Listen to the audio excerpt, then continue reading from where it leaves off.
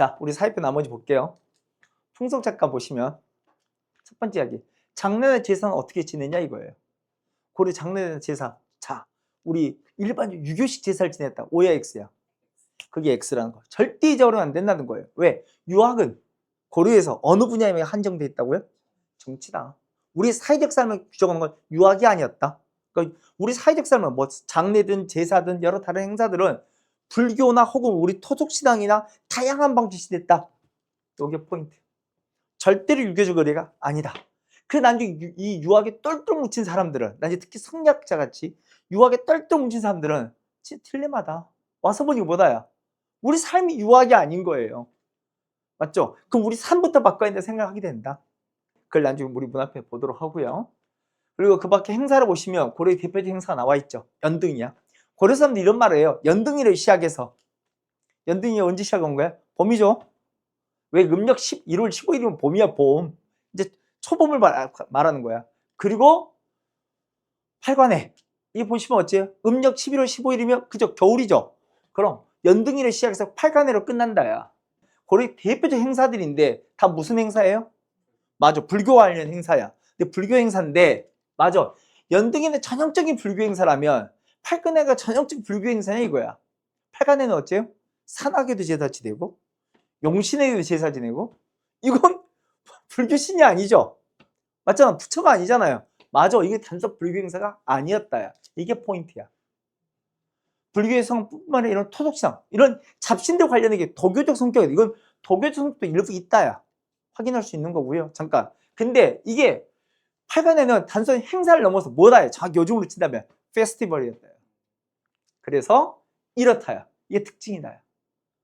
팔관은 하나의 국제적 페스티벌이었다요. 그래서 그 무역들도 이루어졌다. 잊지 말라는 거지. 성격 자체가 다르다. 연등에는 순수한 불교 행사 한정돼 있다면 겨울에 열리는 팔관은 완전한 페스티벌이었다. 잊지 마시고. 이게 중요한 말이야. 이게 시험 문제 답이기도 해요. 혹시 공부하셨으면 금방 아는 이야기인데. 근데 이 연등의 팔관 행사는 정말 어마어마한 큰 행사라서, 오케이? 이 행사에 변천이 있다는 거야. 왜냐면 이거 중요한 행사인데 이게 개최하는 사람도 있고, 아니 이거 백성들이 너무 고통 심하다고 느낀 사람도 있고, 그래서 페이지도 올 거고, 이게 반복되거든요. 보시면 이거 개최를 당부할 때 가장 유명한 사람이 누구냐? 이 사람이 이제 태조야. 훈요 10조에 맞아, 자기가 부처이덕으로 왕위에 올랐다, 나라를 개창했다야. 정말 행사 열심히 하라고 당부도 오고, 이와 반대로 축사 폐지 어디서 본 적 있는 것 같아 한번 소개하지 않았나? 성종대 누굴 것 같아요? 세트로 나오는 인물이 누구야? 유학자 있잖아, 누구야? 최순로. 아, 최순로가 이 시무 18조에서 축소와 폐지를 이야기했다고 그래서 잠깐만, 그럼 이 사람 불교를 배척하는 사람이다. O야 X야? X야. 불교를 배척한 게 아니라 그 불교 행사의 폐단을 지적한 거지. 불교를 배제하자 이 말이 아니라 불교 행사의 폐단을 지적했다. 맞아? 그런데 다시 부활한 건 언제일까? 우리 스님 출신이 왕이 된 적이 있었다고 소개한 적이 있었죠. 아, 그렇지. 그 강조의 정변을 계기로 왕이 올랐다. 스님하고 있다 갑자기 왕이 됐다. 그죠? 이 현종이지. 당연히 이걸 부활시켰을 것 같아요. 이 사람이 이력을 안다면 금방 알 수 있을 것 같고. 그래서 일부러 수업 시간에 누구나 불러주기만 하는 게 아니라 그런 이력들을 소개를 잠깐씩 해주는 거예요. 그럼 훨씬 더 머릿속에 기억에 남을 거니까. 그리고 사회정책을 잠깐 보시면, 여러분 사회정책이란 건 뭔데? 백성들의 생활 안정을 도모하는 게 사회정책이야. 왜 그럴까? 힘들고 어려운 백성들의 토지탈을 막기 위해서야. 왜 토지탈을 막는 거야? 그럼 그들이 붙어 있어야지 나중에 살만해지면 나라의 세금을 착실하게 낼 거니까. 맞죠? 가장 중요한 목적이 잊혀서는 안 된다. 국가 재정의 안정과 밀접한 관련이 있다. 잊지 마시고. 보시면 여러 시책들을 보면 첫 번째가 이거예요. 맞아, 농민들 함부로 농민들 보호를 해서 소위만 하면 농번기 때 막 자벽에 동원 이러시면 안 되는 거잖아요. 농민들이 제의를 당하면 어째요? 세금도 깎아주고 이런 것도 해야 하잖아. 근데 이 말이 왜 들었냐면, 자, 이 말이 왜 붙었을 것 같아요? 당신 뭐가 극심했다는 거야. 그렇지, 고리대 장난 아니었다는 거야. 실제로 우리 앞에서 경제편에서 보라는 게 잘못 쓰여서 난 지금 제2보는 좋은 보도 있지만 대부분 고리대 똑같다 했잖아요. 맞아, 고리대가 장난이 아니었어. 나중에 사찰에서도 이 고리대 놓거든. 실제로 귀족들만 고리대 연기하라. 사찰도 고리대고 난리도 아니거든요. 그래서 그 이자를 규제하는 모습도 있는 거고. 또 하나 여러분 읽을 수 있어요? 사직.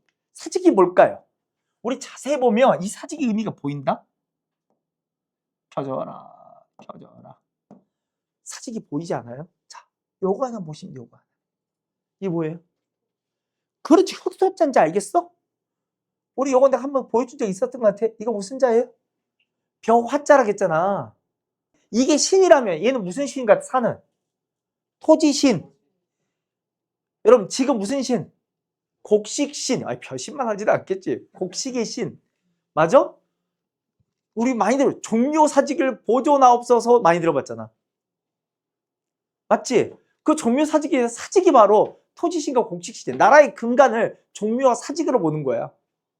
나중에 여러분 국가를 볼 때 나중에 국가가 안정되기 시작하면 조선은 나라를 세우면서 바로 시작할 텐데 궁궐을 세우고 좌우에 뭘 둘 것 같아? 종묘사직을 두지. 그렇지 않겠어? 조선도 나라를 세웠어. 경복궁을 건립했어. 그럼 좌우에 뭘 두겠어? 방금 했잖아. 종묘사직을 나라의 근간을 두고 시작하는 거야. 종묘는 나중에 다시 설명했지만 역대 국가의 국왕의 조상들을 말한 게 종묘고, 사직은 뭐야? 토지신과 곡식신이야. 그게 나라의 근간이라 생각하는 거야. 종묘사직. 맨날 기출문제 하나 소개해 줄까요? 종묘사직 위치는 어떻게 될까? 우리 사직종묘라 말한 적이 있어 없어? 없어. 우리가 언어적 습관을 깨지만 않으면 돼. 우리 좌우라 불러, 우자라 불러? 좌우로 말하지? 맞아요. 그래서 궁궐의 좌우에. 좌에 종묘, 우에 사직. 그거 헷갈리는데요? 방위로 설명했어요. 그럼 우리 방위로 설명할 수 있어. 우리가 방위를 동서남북하잖아? 우리 동서라 불러, 서동이라 불러?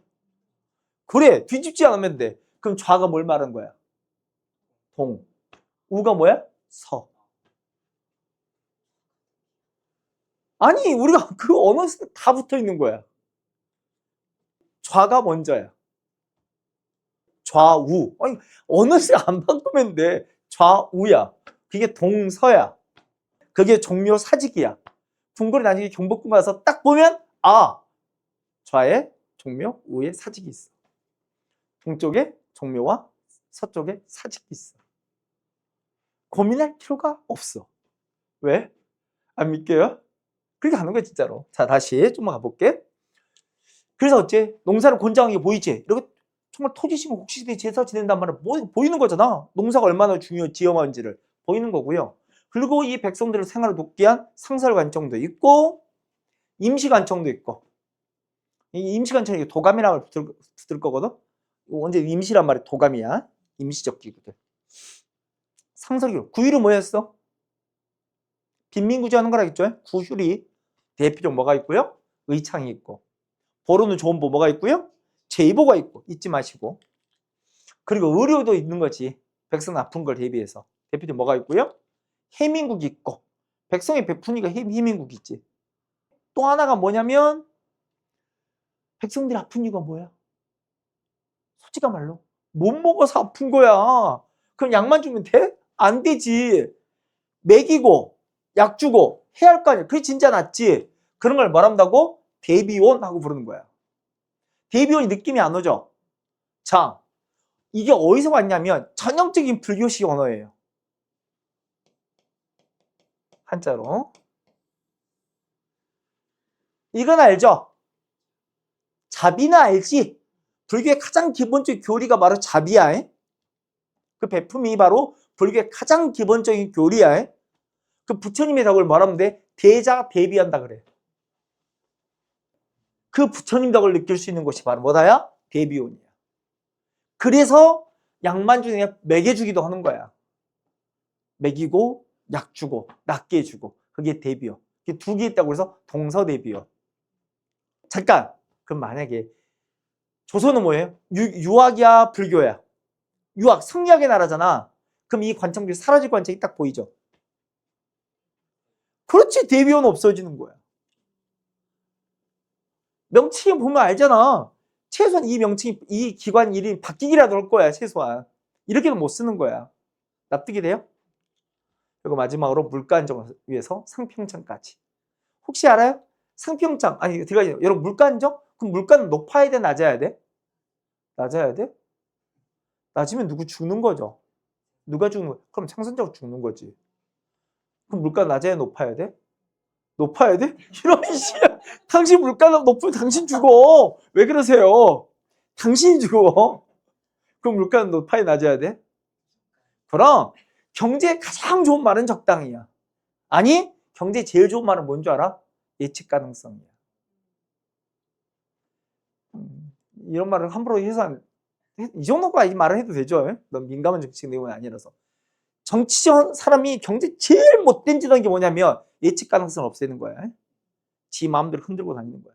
그게 제일 나쁜 놈이야. 일관되게 어떤 길이 보이면 누구든지 거기 대비해서 할 수 있어. 그럼 나라가 운영돼요.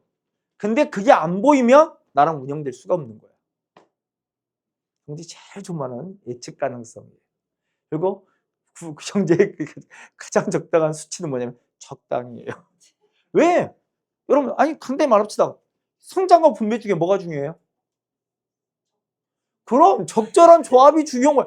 그렇잖아. 성장만이 답이야? 아니지. 근데 분배만이 답이야? 그것도 아니란 말이야. 성장은 분배 없고 분배 없는 성장 없는 거예요. 경제는 그게 아주 적절한 게 중요한 거예요. 다시 오바고요. 아무튼 이렇게 물가 조절. 그러니까 어떻게 물가 조절했겠어요? 물가 너무 싸. 그럼 어째요? 사들이지. 그 적정한 가격 올려주죠. 생산자 보호를 해서. 오케이, 그럼 사들이 놨잖아. 그럼 물가가 너무 비싸. 그럼 어째요? 있던 거 내다 파는 거예요. 조절은 상평차까지. 맞아?